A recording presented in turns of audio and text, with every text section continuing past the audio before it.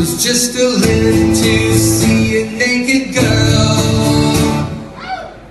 but I found her quickly bored. I wanted more, oh so much more. As before us grew the angry jaws of a giant whale.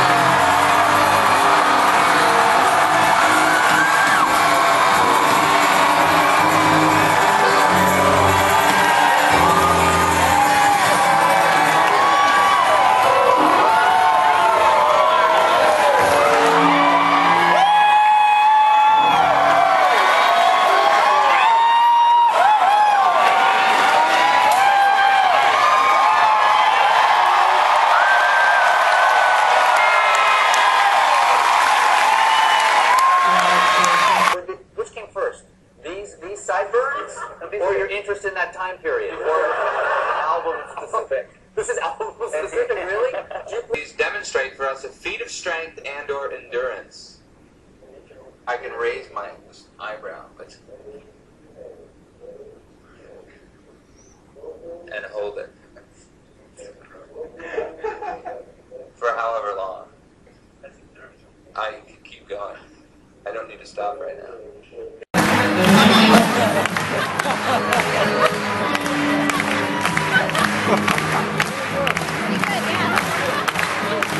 What would this show be without a little bit of suicide and murder?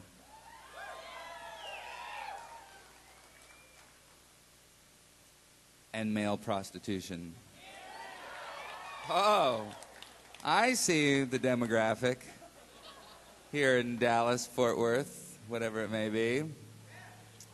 I see what the interest, where your interests lay. Well, I'll try to tailor the set towards more towards the male prostitution material. And our parents, my parents, will never consent to this love. Just to be clear. Jenny to keep me in line. And then I'll be like, you're being mean, Colin. What did you just say? Yeah, Jenny, sometimes how do you go about keeping Colin in line? I think I have no control. It just comes out, and I just say something on stage. Occasionally she will remind me when things at hand, which is helpful. Yeah. Is there a hand signal, a cue, No, a wink, it's usually just saying something on the microphone. Colin's like, it's not that common that I do it, so he looks surprised, but he usually is pretty good.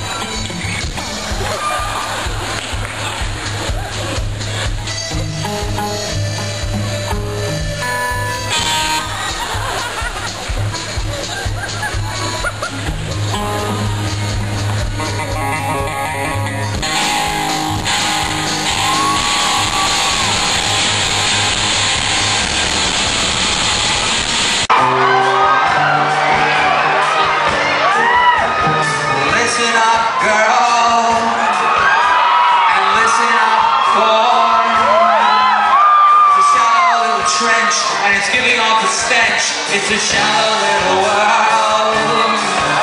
Feeling down in the face, but you little space. Radio crackles at the end of my boy. Come on, girl. And fly high with gold and silver. And take your sweetheart down to the river.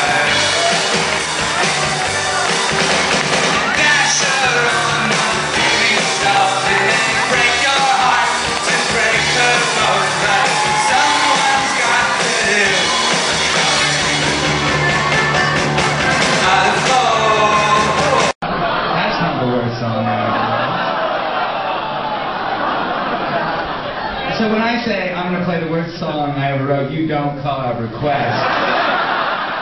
The worst song I ever wrote. If this is something for Nate to do something unexpected with this South by Southwest tote bag. Nate Query. This is the part where the musicians become animals, right? Yeah, I know. This is totally South by Southwest, musician as animals being made to jump through hoops. Okay. Do something dumb. Yeah. And there we go. That's your 5 by 5 at South by Southwest. But the missing side of Chris Funk, this also could be his theme song.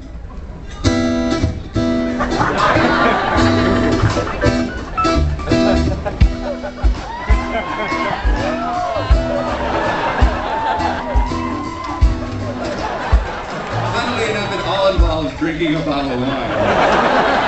Every mood.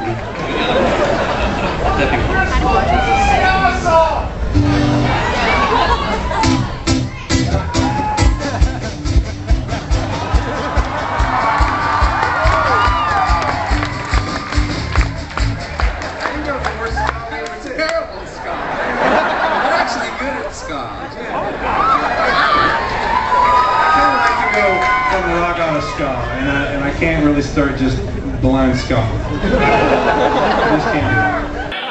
I'm standing on the stage of Terminal 5, and I'm just kind of happy to be alive today. And then in New York City, home of the brave and the well-dressed people.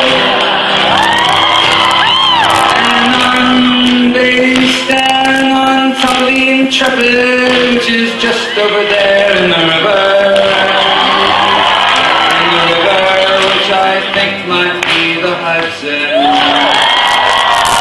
where somebody crashed their plane.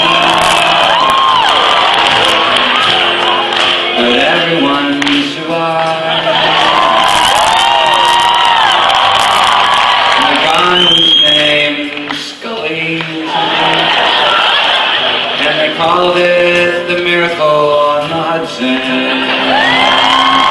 Oh, New York City, the first time I came here, I stole something from the shop of the Empire State Building. And I won't be returning it soon.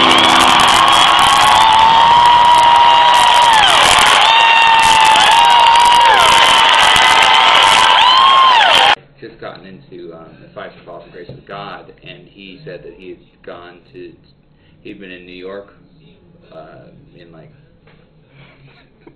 I think you're gonna have to do the rest of that. It's okay. He had been in New York in '87, and some people have this impression that I'm like a real history nut and I research everything, but in fact I kind of have a 12-year-old's knowledge of history, and all those songs are kind of 12-year-old's knowledge of history, so you get a lot of factual inaccuracy. You know, if a copy editor was to go through the songs, I don't think that anything would really fly. You know? Oh shoot. Hold on. Pegging. I'll start again. Sorry. Oh gosh. It's all right, we do this again. Oh, boy. All right, here we go. June hymn.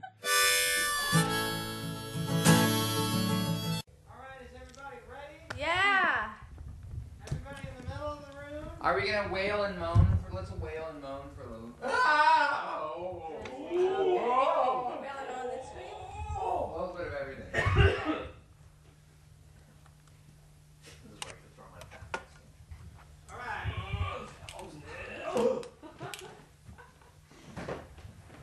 We're ready. Okay. We're rolling. It's going. We're going? Yeah, we're going. We're totally So it's a 1, 2, 1, 2, 3, and.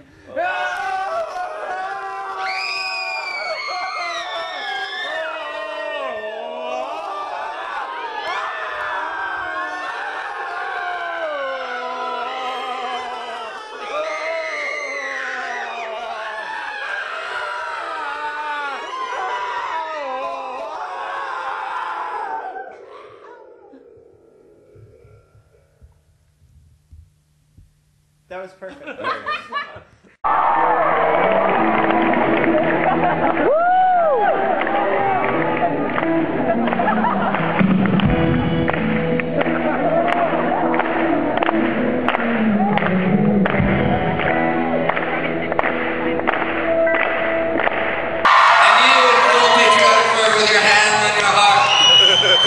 Are going to say, yes, we did. Is that clear? Is that clear? You don't have to put your hand on your heart. If you'd rather put your hand anywhere else, put your hand on your butt, on your neighbor's butt, but don't be creepy. Put your hand on a stranger's butt, but in a non-creepy way. We promote non-creepiness here. This is a new day, a new era. Alright, are we ready? Mama, fuck, your son is a rock star. Well, we send him money still, so I worry about you so much. I mean, I call, he says he's going to be on the TV, and I can't stay up that late, so I don't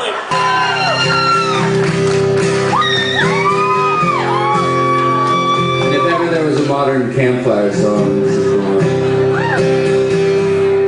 A sad campfire song. A campfire in danger of being put out by tears.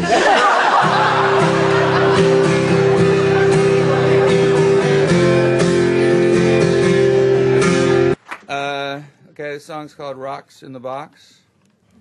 I try to not get my eye poked out by Sarah's. Was I bow. close? I realized that towards the end. I was like, oh, shoot. It was cool. It was good. It was good. Get it on camera. Yeah.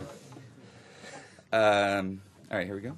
I don't want to be mean to these people.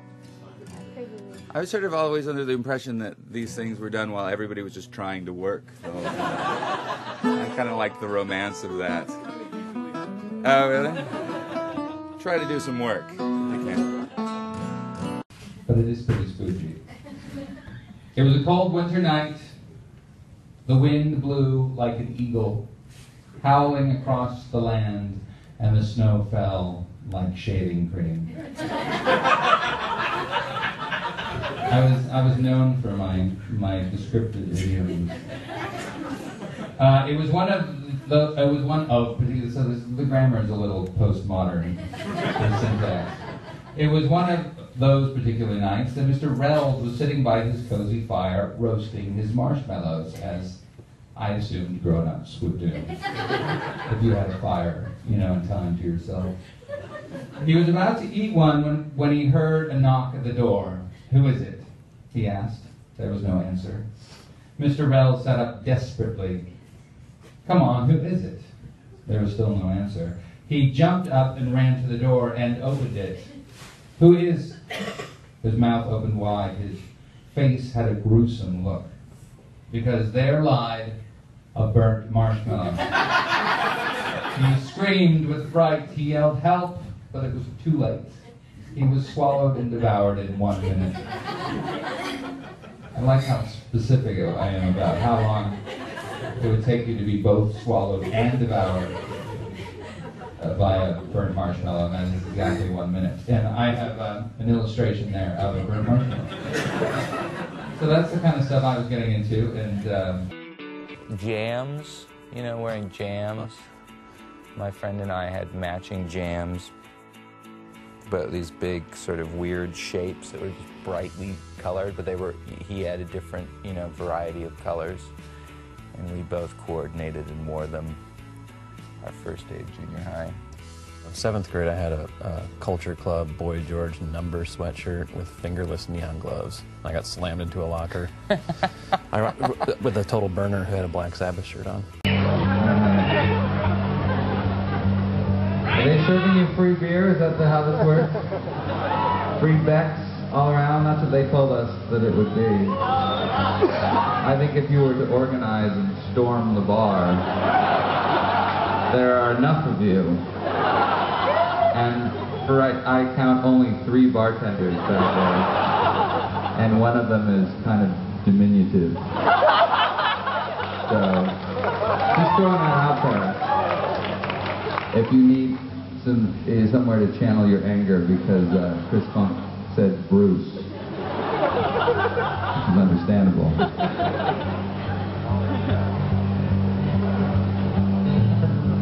Maybe I'll do some guitar wizardry here for you. Great question. We met in college. We were roommates. We lived together in a house in Missoula, Montana. We both lived in this house that a bunch of people lived in, which is sometimes the way that people live in college. And I saw Colin moving in. And I thought, that guy's cute. And then, and then I moved up into this attic room, and he would come up into my room, like after dinner, and be like, "What are you working on?" And I would be sitting and drawing at my table, and he would be like, "Oh, that's cool, but what about if you did this instead?" Because he's a little bit bossy, and he's always got ideas about what he thinks I should draw. And I'd be like, "Okay." Or he'd come up and be like, "Hey, I have a show on Tuesday. Maybe you could draw a poster." And then he would kind of sit there and look over my shoulder and chat with me while I did it.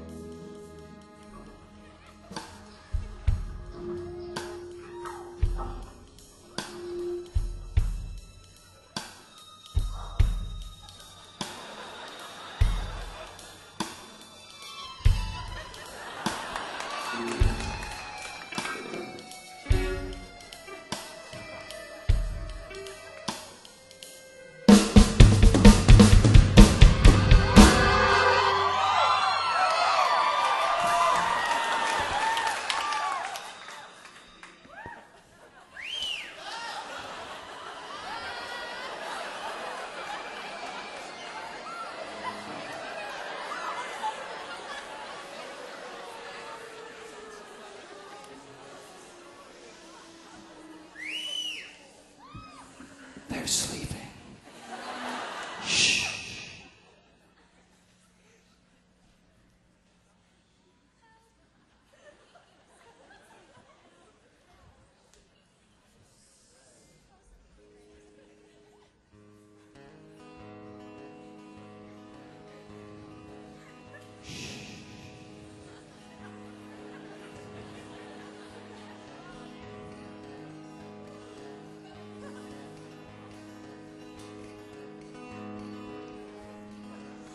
Oh, lonely urchin, The widow cried. I've not been swept since the day my husband died. Her cheeks are blushing, her legs laid bare, and shipwrecked there. I'll shake you from your sleep. Your day will come in, dear.